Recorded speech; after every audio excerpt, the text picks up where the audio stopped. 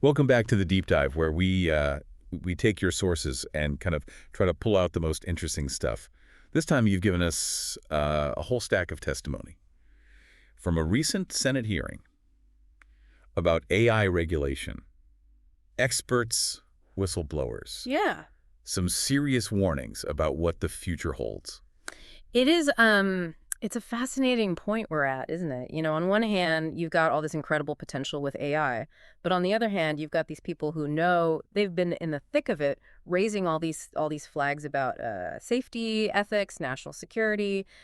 I think what we're going to do is try to break down those concerns. What are these people who were working on these systems? What are they seeing, and what does it all mean for the future of AI? Yeah, it's like the people who built the rocket are now having second thoughts about the launch. Right. And we're talking about people who were inside companies like OpenAI and Meta as these AI systems were being developed. Absolutely. And a great example of that is the testimony of William Saunders. He was a former OpenAI employee. And what makes his perspective so interesting is that he was actually there building these systems. This isn't just some outside critic. This is someone speaking from experience. And what he's describing is this feeling that things are moving way faster than anyone anticipated. Okay, so paint the picture for me. Yeah. What exactly is Saunders worried about?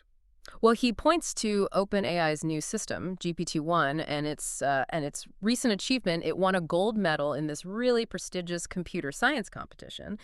And the interesting thing here is that Saunders himself actually competed in that same competition. Oh, wow. So this AI is like outperforming humans in a field that he knows intimately. Yeah. That's pretty freaky. Yeah, it is a bit unnerving, right? And it's not just about winning a competition. It's about, it's an indicator of just how fast these systems are evolving. Based on this, Saunders thinks that we could be just 3 years away from what's called artificial general intelligence, or AGI. That's basically AI that can do most economically valuable work better than humans. 3 years. That seems, I mean, it's much sooner than most people are predicting, right? He is. It sounds like Saunders is waving a pretty big red flag. He is. He's basically saying, look, I helped build these things, and even I'm concerned about how fast this is moving. And it's not just the speed, it's the motivations behind it. One of the big takeaways from this whole hearing was this idea that the incentives for tech companies aren't exactly aligned with safety and ethics. David Evan Harris, who used to work at Facebook and Meta, actually had this great way of putting it. He called it the metaphor of the bear. Okay, I'm intrigued. Tell me about this bear metaphor. So imagine you've got a group of people running from a bear, right? The bear is going to eat the slowest runner. In this case, the bear represents regulation. So basically, tech companies are only incentivized to be a tiny bit better than the absolute worst performer when it comes to trust and safety, because they know that regulators will just go after whoever's lagging behind. Right. Does that make sense? It's a race to the bottom where no one wants to come in last, but no one's actually trying to escape the bear completely. Yeah, exactly. That's a disturbing picture. It is, and it leads to these situations where even with good intentions, that pressure to beat the competition, it can lead companies to make some pretty risky choices. And this brings us to the testimony of Helen Toner, who was a former board member at OpenAI, and she raises some serious concerns about what's going on inside these companies. So this is someone who's been on the inside, Yeah. seeing how the sausage is made, so to speak. Exactly. And she talks about the fragility of the safety practices at OpenAI. She even mentions a specific incident where Microsoft, which partners with OpenAI, actually launched GPT-4 to thousands of users in India. And they did this without approval from OpenAI's own safety board. Wait, so even with a safety board in place, there's still this pressure, this desire to launch the product and make billions of dollars Yeah. that overrides all those concerns. It does, and it really feeds into this bigger conversation about the need for regulation. We hear this argument a lot. We can't regulate AI too much or we'll lose out to China. But Toner actually pushes back on that. She points out that China is already heavily regulating its own AI sector and facing some economic challenges because of it. So losing to China is kind of a cop-out. That's what Toner's suggesting. Okay, but let's say we do agree on the need for regulation. Right. How do you even regulate something as complex and as rapidly evolving as AI? That seems like an incredibly difficult task. Where do you even start? Well, Toner lays out some crucial building blocks for effective AI policy. And one of the most fundamental things is transparency. We need to know what's being developed, how it's being tested, what safeguards are in place. Right now, it's all very much a black box. We just see the product launches. We don't see anything about the decision-making process behind it, or, what potential risks are being considered. It's like we're being handed these incredibly powerful tools without any instructions or warning labels. Yeah, that's a good analogy. And that lack of transparency makes it really difficult to hold these companies accountable. It's even hard to have a public conversation, about the implications of these technologies if we don't really know what's going on. Another thing that came up is this whole discussion around open source AI, Right. which sounds great on the surface, but there's some serious concerns there as well. I mean, the idea is to make AI more accessible, Right. more democratic, right? Yeah. So what's the problem with that? Well, it's crucial to understand the difference between open source and open weights. Open source itself can be a really great tool for collaboration, for innovation, but releasing open weights models, which are basically the core code of these systems, that means you lose all control over how they're used.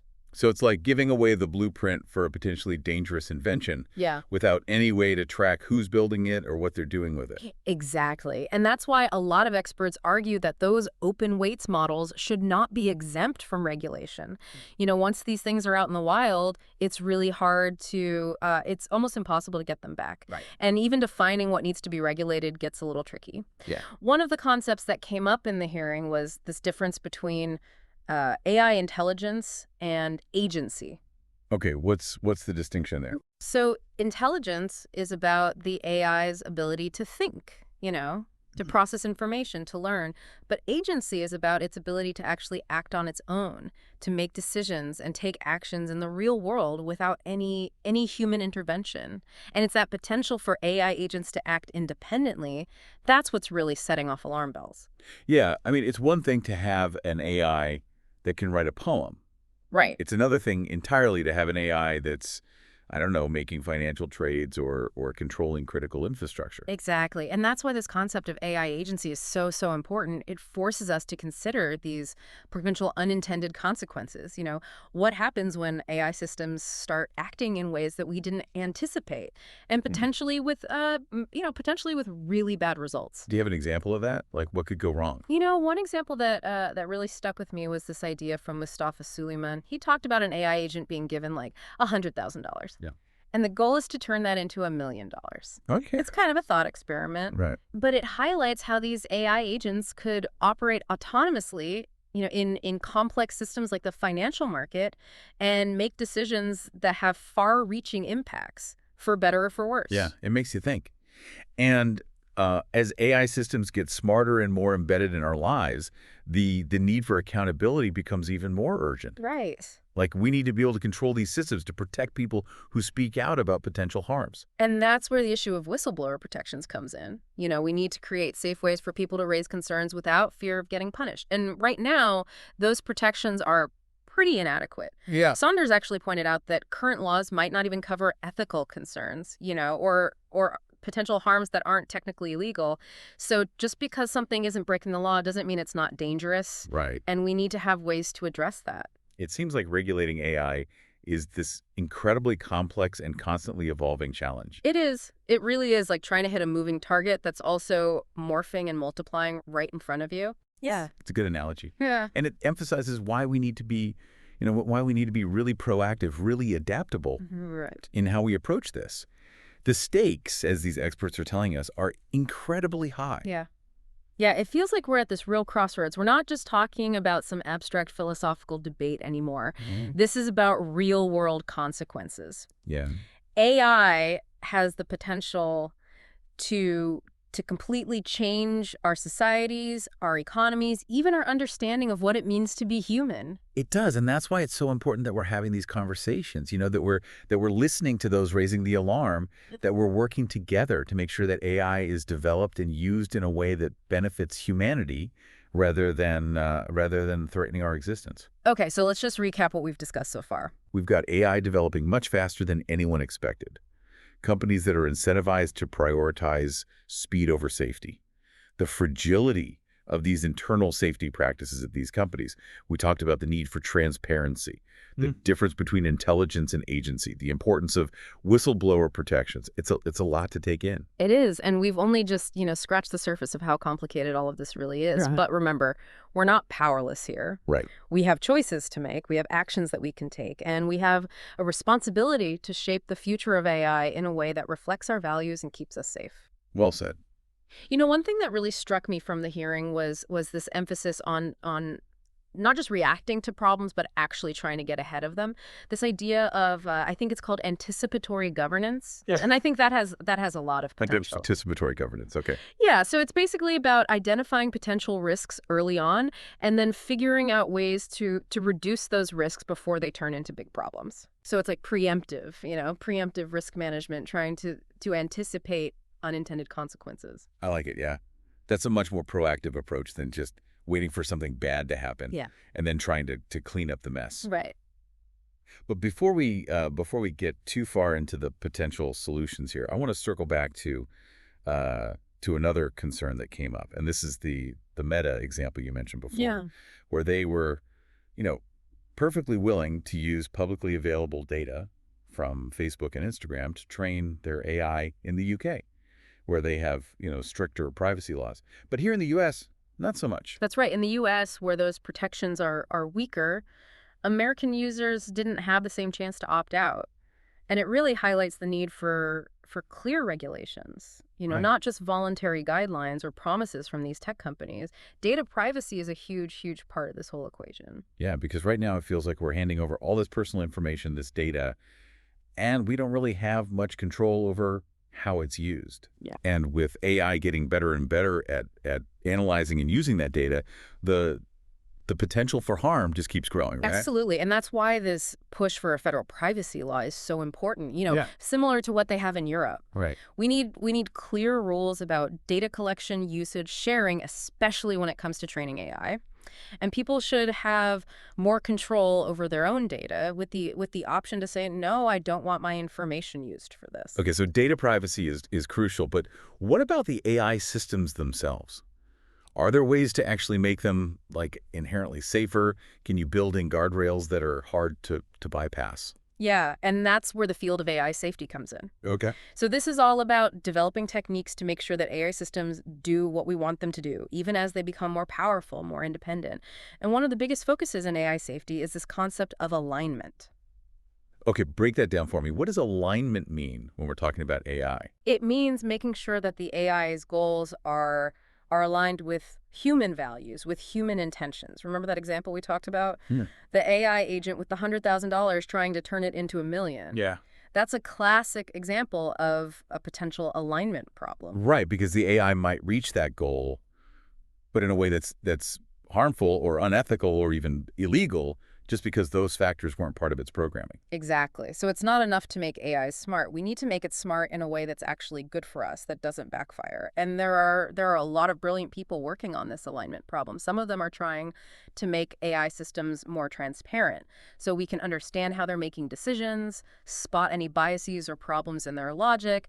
Others are focusing on training AI with human feedback so it can learn to align its goals with our It values. sounds like incredibly complicated work. And with the technology changing so fast, it must feel like you're constantly playing catch up. It is, and that's why it's so important to have experts from all different fields working on this. You've got computer scientists, ethicists, you've got social scientists, policymakers, even philosophers and artists, because AI is about more than just the tech stuff. We're dealing with fundamental questions about what it means to be human and how we want to shape the future of our societies. It's about making sure that AI is used to make our lives better, not put them at risk. Exactly. Another thing that came up a lot at the hearing was this need for a more global perspective. Right. Can any single country really solve this AI problem on their own? Or do we need some kind of international approach? Yeah, that's a really good point. AI doesn't respect borders. Right. It feels like we need some kind of global agreement to make sure that AI is developed responsibly, no matter where it's created. Yeah, absolutely. And the good news is We're starting to see some movement in that direction. The EU has been kind of leading the charge when it comes to developing AI regulations, and other countries are following suit. There are also these international organizations like the OECD and the UN that are working on frameworks for responsible AI development. Okay, that's good to hear. But it still feels like we're in the early stages here. And with AI moving so fast, trying to establish those international norms, those safety nets, it feels like a race against time. It is, and that's why it's so important to have a lot of different voices and perspectives represented in these discussions. We need to make sure that the future of AI isn't decided by just a few powerful tech companies. It needs to be shaped by a global community. So we've got data privacy, we've got AI safety, we've got this anticipatory governance, we've got international collaboration. It's a lot to juggle, but it also sounds like there's more awareness of these issues now Right. and the sense of urgency. Do you feel hopeful? I'm cautiously optimistic. I think we're at this really crucial moment where the decisions we make now are going to have a huge impact down the road. The challenges are big, but there's this growing group of people, organizations, committed to responsible AI development. You've got researchers working on AI safety, policymakers trying to create new rules, activists holding tech companies accountable. There's a lot of energy, a lot of action, and that does give me hope. That's good to hear because I have to admit I'm still a little shaken by all of this. Yeah. I mean, it's one thing to hear about the cool stuff that AI can do, but it's another thing entirely to actually think about those potential risks, to realize just how much is at stake. I understand, and I think it's important to acknowledge those fears, to have these conversations, and to demand better from the people who are building and using these powerful technologies. Because at the end of the day, the future of AI is really up to us. We have this responsibility to make sure that it's used for good, to create a future where it enhances our lives and doesn't threaten them. Yeah. Well said. We've covered a lot here. But it feels like we've only just scratched the surface. Right. There's so much more to explore, so many different angles to consider. It's interesting, we've talked about the need for regulation, data privacy, AI safety, all these kind of crucial pieces of the puzzle. Right. But I feel like we've been sort of uh, dancing around this big question, this elephant in the room. Hmm. The potential for AI to actually be used to cause harm Yeah. or even like pose an existential threat. I mean, that's what really keeps people up at night, isn't it? It is a heavy topic, for sure. And it makes sense to feel uneasy, Right. even scared when we think Yeah. about those possibilities. But I think it's important to approach those fears, those concerns with a clear head, with a sense of caution. Right. The experts who testified, they weren't just trying to frighten people. They were raising real concerns based on what they've seen, what they've experienced. Right. And one of the most sobering testimonies came from William Saunders, the former OpenAI employee we discussed earlier. He talked about the potential for AI to be used to develop biological weapons, to launch these massive cyber attacks. Right. I mean, that's not exactly the kind of technological progress that we want to be celebrating. No, it's not. And what makes Saunders' concerns so powerful is that he's not just speculating. Right. He's drawing on real examples of how these systems could be misused. Right. He even mentioned that OpenAI's new system, GPT-1, has already shown some capability to help with planning the reproduction of a known biological threat. Wait, hold on. So this AI can already contribute to bioweapons development. Yeah, it's a pretty chilling thought, and it reminds us that these systems are evolving incredibly fast, and the potential for misuse is very real. Yeah. Saunders was concerned that in this rush to deploy to get these systems out there quickly, that OpenAI might be overlooking some of these risks. And that takes us right back to the metaphor of the bear. Exactly. If companies are rewarded for being first, even if it means cutting corners on safety, I mean, we're almost asking for trouble. We are, and that's why we need those strong regulations, strong oversight, to make sure that AI is developed responsibly. Right. And to try to minimize those potential harms. Saunders also talked about some of the security vulnerabilities within OpenAI itself. Okay. He mentioned times when employees could have pretty easily bypassed access controls and just stolen the company's most valuable AI. So it's not just that the systems themselves could be dangerous. They could also be stolen and misused by bad actors. Yeah. That's That's not good. It's not a good situation, and it highlights this critical need for cybersecurity, right? Yeah. Not just within those companies that are developing AI, but at a national and international level. Right. The stakes are incredibly high. Imagine a hostile nation getting their hands on this kind of technology and using it for malicious purposes. Right. The consequences could be really, really bad. It feels like we're in this arms race. Yeah. But instead of nuclear weapons, we're dealing with AI. Yeah. And the scariest part is we don't even fully understand all the dangers yet. That's right. It's one of the biggest challenges we face, We're trying to regulate something we don't fully comprehend, something that's constantly changing. Yeah?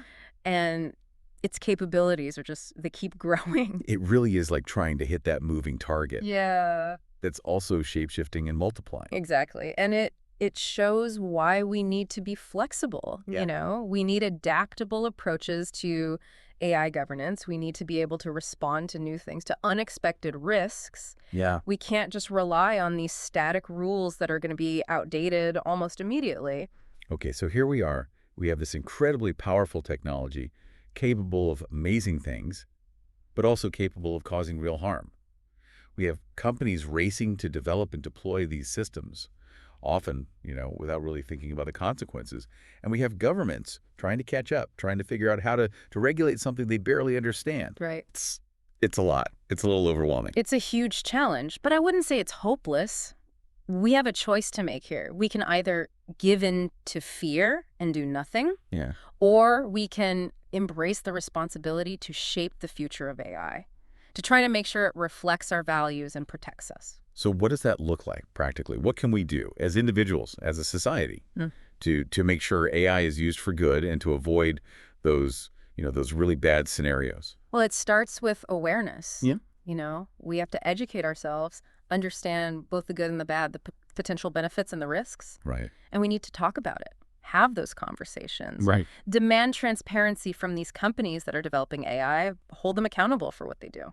So it's not just about leaving it to the experts or the policymakers. No. We all have a role to play. We all do. We need to be informed citizens, engaged voters, support the organizations that are working on AI safety, push for policies that promote responsible development. It's a tall order, but it's an important one. It is. And it takes all of us working together, individuals, communities, governments, international organizations, and the tech companies themselves. Yeah. The future of AI isn't, it's not set in stone. It's up to us to shape it. Well said. On that note, I think it's time to wrap up this deep dive. We've explored a lot from, the technical stuff to the ethical and societal implications.